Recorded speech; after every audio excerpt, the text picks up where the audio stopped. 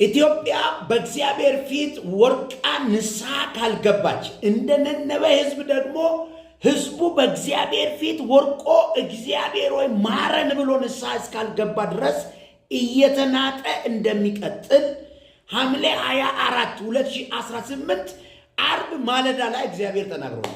ሰማይ ተከፍቶ ሰምቻለሁ። ይህን መልእክት ስሙ። በዮናስ ሕይወት ውስጥ እንደሆነ ሁሉ ዮናስ ከእግዚአብሔር ጋር ተጋጭቶ ወደ ነነዌ ተልኮ የተርሴስ ትኬት ይዞ ወጣ። ትኬቱን ቀይሮ ወጣ። የተላከበትና የቆረጠበት ትኬት የተለያየ ነው። ከእግዚአብሔር ጋር ነው የተላለፈው። ዳስዋይ ወጣ። ሊሆነ ማሳካት የፈለገው ነገር አለ። ተርሴስ ላይ ሄዶ ያስቆጣው ደግሞ የእግዚአብሔር መሐሪነትና ቸርነት ነው። ስለዚህ እግዚአብሔርን አንተ መሐሪ ስለሆንክ ሄጄ ለነነዌ ሕዝብ እኔ ነነዌ በ3 ቀን ትገለበጣለች ብዬ ትንቢት ብናገርም አንተ መሐሪ ስለሆንክ የተናገርከውን ቃል አትፈጽምም በሚል ሐሳብ ነው ዮናስ አምጾ የወጣው። ዛሬም እኔ መልእክቴን ስሙኝ እባካችሁ ስሙኝ። ጠቅላይ ሚኒስትሩም ንስሐ ይግባ፣ ሚኒስትሮች ንስሐ ይግቡ፣ መከላከያው ንስሐ ይግባ፣ ፌዴሬሽን ምክር ቤት ንስሐ ይግባ፣ ፓርላማው ንስሐ ይግባ፣ በየደረጃው ያሉ አመራሮች ንስሐ ይግቡ፣ ህዝቡ ንስሐ ይግባ። እንመለስ። ከእግዚአብሔር ጋር ተላልፈናል።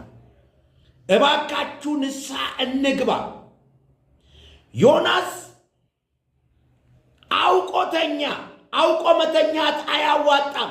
መርከብ ውስጥ የተርሴስ ትኬት ይዞ ውስጠኛው ክፍል ገብቶ አውቆ ተኝቶ ዝም አለ። አውቆ የተኙ ሃይማኖት አባቶች፣ አውቆ የተኙ ዜጎች፣ አውቆ የተኙ ሰዎች በሙሉ ንስሐ መግባት አለባቸው። የሚገርመው ነገር ዮናስ የተሳፈረበትን መርከብ ያስቆመው ትራፊክ ሳይሆን እግዚአብሔር፣ ኢትዮጵያን ይዞ ያለው እግዚአብሔር ነው። ንስሐ እንግባ። ወደ አልተፈለገ አቅጣጫ ለመንዳት የፈለጋችሁ ሰዎች ከዛ መንገዳችሁ ካልተመለሳችሁ መንገራገጩ፣ ማዕበሉና መናጩ የማይቀር የሆነ ሀገሪቱን ይዛችሁ መሄድ የፈለጋችሁበት ህገወጥ መንገድ፣ የሆነ ሀገሪቱን መንዳትና መምራት የፈለጋችሁበት የራሳችሁ የሆነ መንገድ ስላለ ነው ማዕበሉ እያስቸገረ ያለው፣ ሰላም የጠፋው፣ አንድነት የጠፋው፣ ራብ እየሆነ ያለው፣ በኑሮ ውድነት እየተናጠን ያለ ነው። እንመለስ፣ እሱም ይመለሳል። ዮናስ በአሳ ነባሪ ሆድ ውስጥ ገብቶ በሁለት ሬሳ ሳጥን ውስጥ ማለት ነው። አሳ ሆድ ውስጥ ገብቷል፣ ባህር ውስጥ ገብቷል። ድርብ ሬሳ ሳጥን በሉት። እዛ ውስጥ